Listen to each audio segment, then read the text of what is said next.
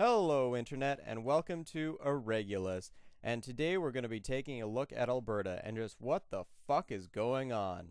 So right now with the NDP government, they are planning to push forward with their climate leadership plan, as well as towing the line for the federal government and putting in the carbon tax as of January 1st, 2017. Now, contrary to what the NDP want to tell themselves, in a recent poll, 63% of Albertans oppose NDP carbon tax. 63% isn't a small number. 63% of the province thinks that she's full of shit, and 53% disapprove of climate leadership plan. So over half of the province doesn't even support her climate leadership plan, and 63% thinks that the carbon tax is a big sack of shit. But they're going to push forward anyway, because that is what they do. That is what all left-leaning establishment parties do. They do the thing that makes them look better to their friends. And at the end of the day, that's what it's about. That's what the climate leadership plan is. It's so that the federal government and the provincial government, when they go to their conventions, they can look like they're important in front of other rich pieces of shit. That's what it is. That's all it is. Meanwhile, in Alberta, over 100,000 jobs have been lost because of the policies already in place. Now, I was recently at a rally protesting the implementation of the carbon tax, and I was holding a sign that just said, "I wouldn't be here if I was working." Now, it seems simple enough, but the point behind it is that all anybody expects from a government is to do the best they can to make sure that the most people are able to get a decent job, to get a house, and have a family. That's all the majority of people want. That's it. It's not fucking complicated. That's what people fucking want. And they can't do it. The NDP just can't fucking do it. The unemployment rate in Alberta right now is 9%. That means nearly 1 in 10 eligible workers is unemployed. 1 in 10. That's unfucking believable. And of course, it's not evenly distributed. For example, when I was going to technical training, for first year, about half the class was laid off. For my second year, 2/3 of the class was laid off. And then for third year, almost everybody was laid off. I only know about 1 in 10 welders that is working right now. That is fucking scary.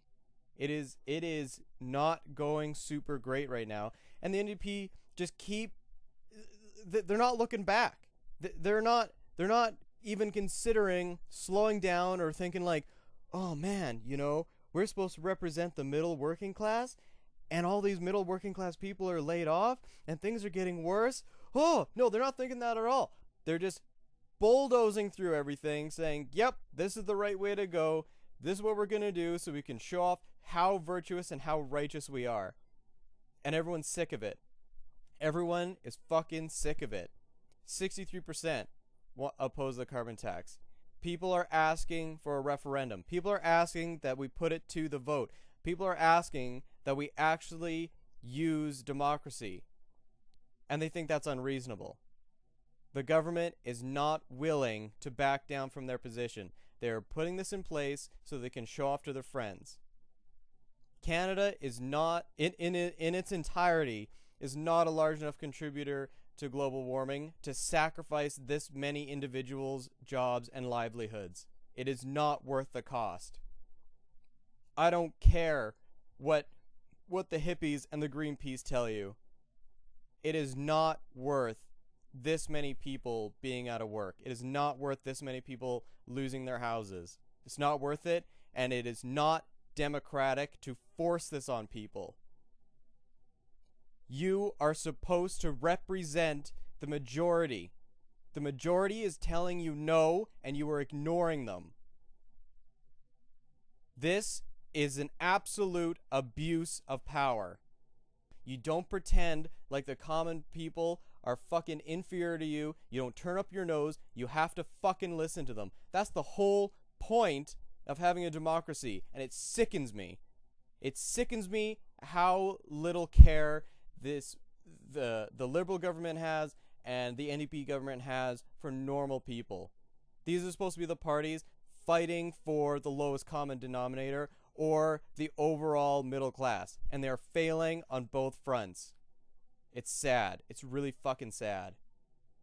It's amazing how oblivious these parties seem to be. It's amazing how ignorant the left continues to be. It's inconceivable that they don't understand why Brexit happened. It's amazing that they don't understand still why Trump happened. It happened because the same kind of people were in charge and telling the plebs that they don't know what they're talking about, telling the plebs that they just need to listen to what the establishment tells them. And you know what? Eventually people get fed up. And it doesn't matter how much you call them a bunch of morons. It doesn't matter how much you call them racist or sexist or whatever. Eventually people are going to turn around and say, you know what? I'm not any of these things, and you are a bully for insinuating that I am. You are a bully, and you are doing this so that you can maintain power.